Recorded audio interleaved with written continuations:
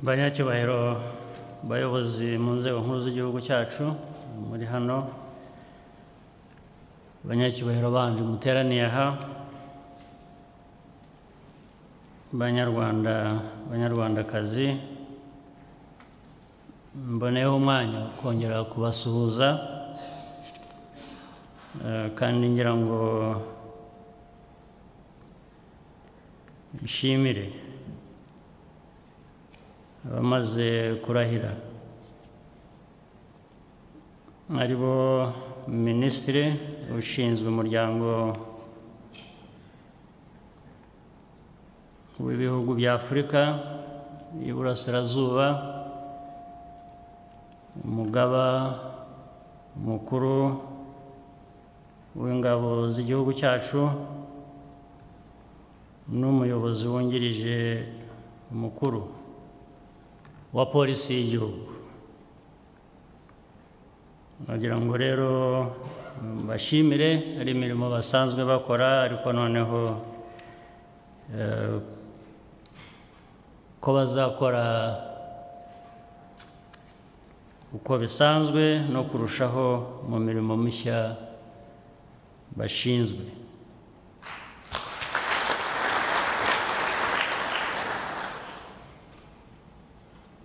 Kandi ubu ndizera ko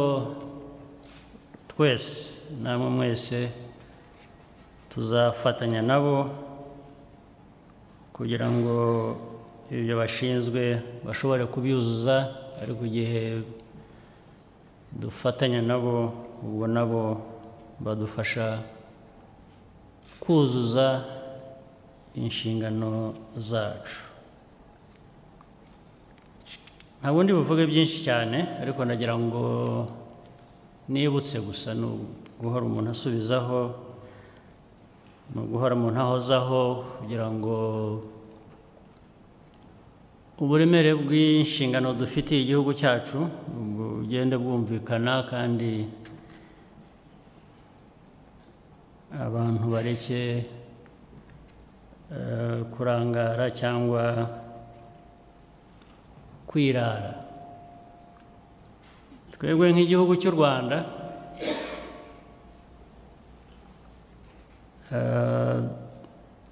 dufite byinshi bitureba mu nshingano zacu, abayobozi ndetse n'abanyarwanda ubwabo, ndetse n'ibibazo by'umwihariko duhura nabyo,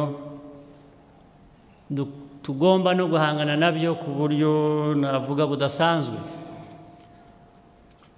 Uko abandi bameze neza, bafite ibihugu biteye imbere, bifite ubushobozi, bifite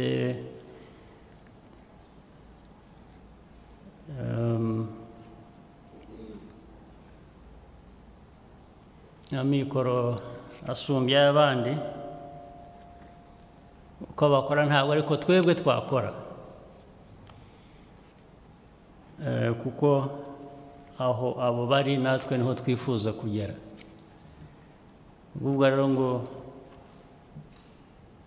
bari imbere cyane kugira ngo tuzagereyo, nuko tugomba kwihuta. Niba twemera ko iyo ariyo nshingano dufite, kuko nabwo turabanza tukabyemera. Ndizera ko ntabwira abantu bavuga ngo baturetse tukibera aho turi ko hahagije. Ngira ngo aho niho twabanza tugahera. Ndizera ko mbwira abantu bavuga ngo aho hateye imbere hameze neza, abantu bandi bageze niho twifuza kugera. Naho dushatse kwigumira aho turi, nta n'imbaraga nyinshi tugomba gukoresha. Kuba umukene bishaka imbaraga ze nabyo. Kwibera umukene ugasabiriza, ugahabwa cyangwa bakakwima, ibyo nabyo bishaka ingufu. Dushobora, kandi niho turi rero, dushobora no kwigumira aho rero niba twumva ko kugera aho heza bituvunnye, bitari ngombwa, twakwigumira aho turi. niba dushaka kuva aho turi biravuze ngo bizatuvuna biratuvuna ibyo ntabwo rwose nabinyura iruhande ngo ngire uwo mbibeshya ngo biratuvuna ni intambara buri munsi ni urugamba buri gihe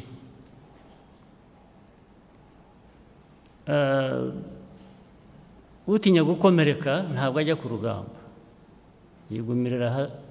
yigumira ahameze neza hatari bumukomeretse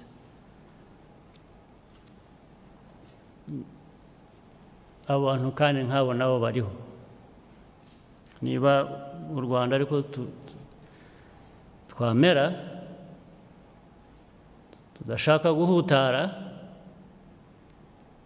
guhutazwa n'urwo rugamba rwo kwigeza aho dukwiriye kuba tugera ubwo kwigaramira tukaba uko tubaye cyangwa uko dusanzwe nyine ndavuga rero ibintu nka 2 cyangwa 3 icya mbere bishaka imyumvire mizima imyumvire guhera ku myumvire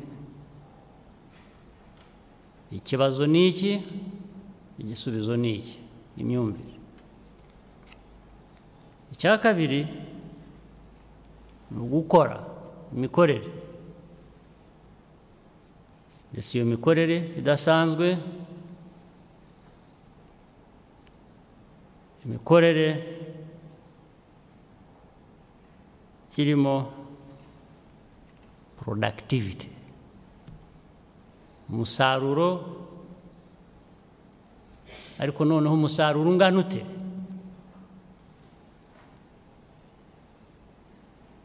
bihereye no kubishoboka cyangwa se no gukoresha uburyo bugezweho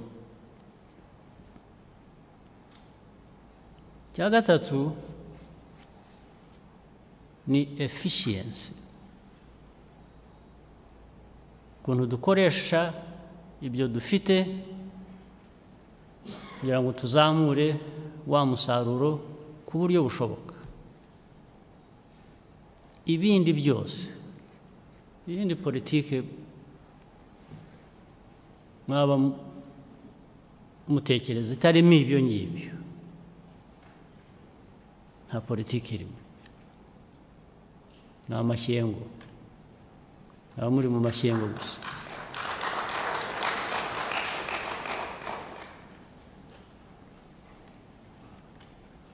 reka ndangize mvuga ikintu ubundi ntajya nkunze kugomba gusobanura iyo byabaye bityo ndabivugira ko ntabwo ejo bundi aha mwagize inama hano mu Rwanda inama ya East African Community yari irimo abashyitsi bo muri aka karere ba speakers b'inteko z'ibihugu duturanye n'abandi bayobozi b'ikirenga abari bari muri iyo nama cyangwa babikurikiranye mwibuke mumbwire ukuntu iyo nama yakozwe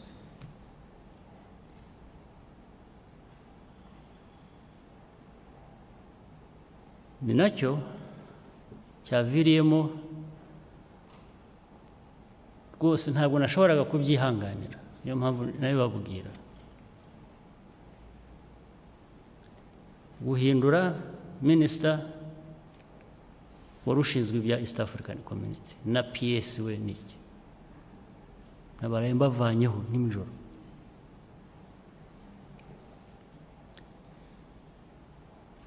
I cannot accept it kandi bije bikurikirana n'imvugo buri munsi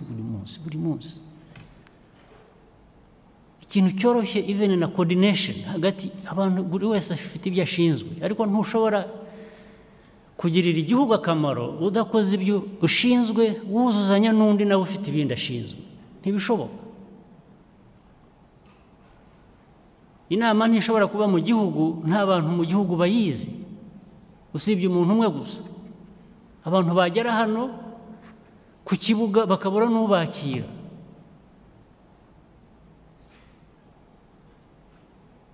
ku buryo muri bo hari n'uwavuze atari ko ibi bintu ntabwo u Rwanda ntabwo turuzi ko rukora rutya muri abo bashyitsi banyu kandi koko nibyo nanjye niko mbyemera ntabwo u Rwanda rukwiriye kuba rwakora rutya mwari muri he mwaburiye hehe uwo munsi abanyarwanda n'ibyo mukora byagenze mwakoze ibiki Deputy Kalisa uri hariya niwe wagiye kwikorera abantu ku airport igitaraganya ushyira abashyitsi mu modoka yawe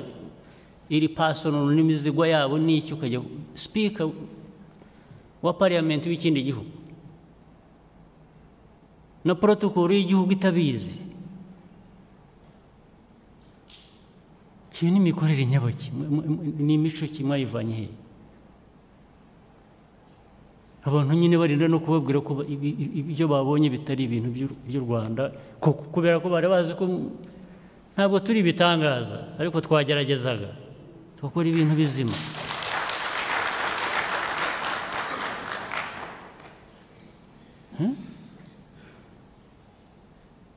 hari aho mugera mugasinzira ibintu bikikora igihugu mukakireka kikijyana ibyo ntabwo u Rwanda twabaho tumeze dutyo kandi ntabwo nshaka kuba mu badashaka kubaho ntabwo mbarimo niba mwarihebye mushaka kubaho uko ibintu bibaye gusa mutabifitemo uruhare njye ntabwo ndi kumwe nawe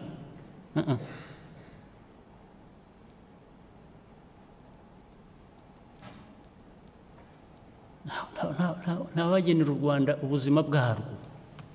abanyarwanda batabifitemo uruhare ntibishoboka ntabwo ndi muri abo banyarwanda ngewe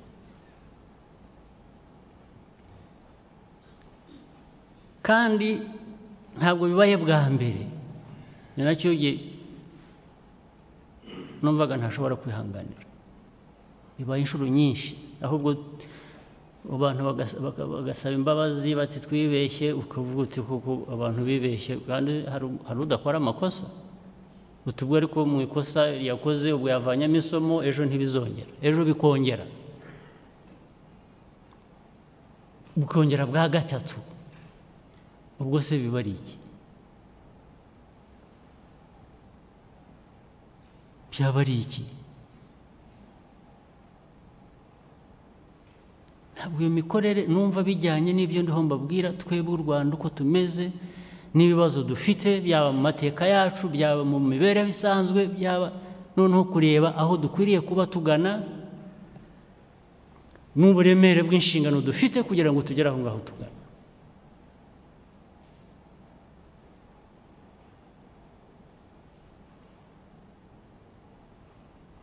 nanabwiye Minister of Foreign Affairs gusaba imbabazi abo bantu mwafashe mu buryo kandi mushobora kuba mwarabafashe mu buryo kubera ko ari nkamwe muri n'abirabura iyo baza kuba ari abandi bafite ukundi babandi bagaburira inteko yose iba yaragiyeyo iba yarahuruye ikajya kubakira ntabwo it's not acceptable kuko twiha agaciro dukwiriye kukiha tudakwiriye kuba tunanyuranye n'iyo nshingano yo kwiha agaciro niko dukwiriye guha agaciro n'abandi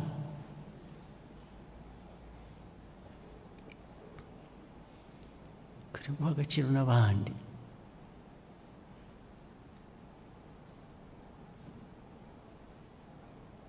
abantu mwahamagaye mwe n'ukuntu inama njya kuvuga ngo inama mwemeye kugera hano ntimwari mwanayemeye ko ntimwari munayize byarikoze bifite ukuntu byabaye abantu bisanga hano ngo baje mu nama murangije mwese mujya mu nama bayigiyemo ariko uko yabayeho nta n'ubizi nta n'uwabikurikiranye mwicaza abantu bakicara ku kibuga cy'indege amasaha 2 bategereje uza kuhabanura bamubuze cyo ntabwo ari u Rwanda giyewe nzi nanjye ntabwo ruzi ufite urundi Rwanda muriho ariko byose biratorekwa mu mikorere itari myiza itarimo no communication coordination kuvugana kuzuzanya mubibuzwa n'iki ko nta muntu ushobora kugira icyo ageraho wenyine ko mukwiye kuba mubyumva muri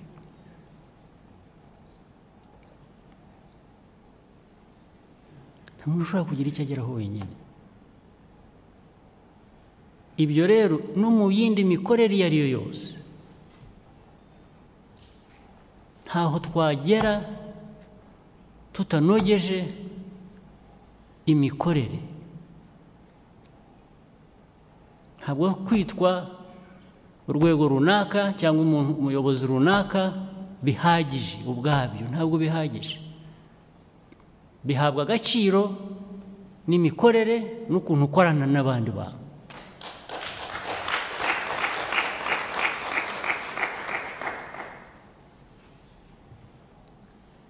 ntabwo bundi ngomba gusobanura iyo nahinduye abakozi ntabwo ari ngombwa ndabareka mukajya guhimba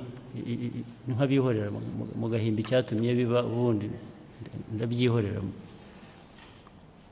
mukajya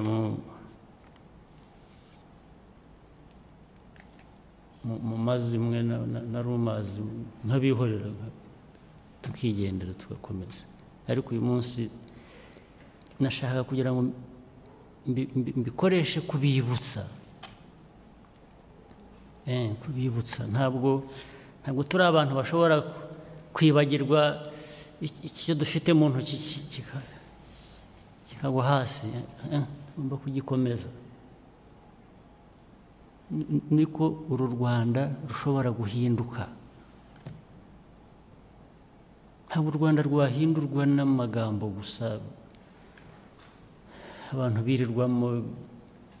cyo numva ku maradiyo no mu interineti no mu biki biriya ni ibintu by'ibiyaga gusa biri aho bitubaka ntacyo byabubakamo bikorwa n'ibi byangombwa bikorwa bizima imikorere mizima n'imikoranire mizima ndizera ko rero n'abo bayobozi bafashe izi inshingano bahereye kuri ibyo ngibyo babikoresha mu buryo bwo kuzuza inshingano bemeye kandi bahawe uyu munsi murakoze mugire umunsi mwiza